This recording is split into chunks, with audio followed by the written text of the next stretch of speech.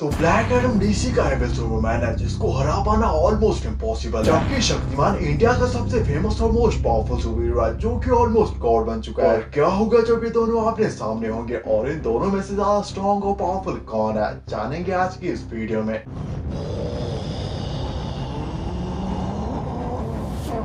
I'm not peaceful, nor do I surrender.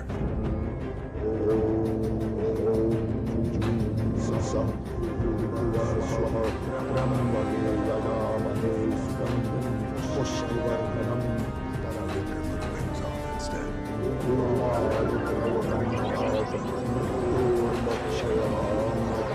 You don't look like an intergang.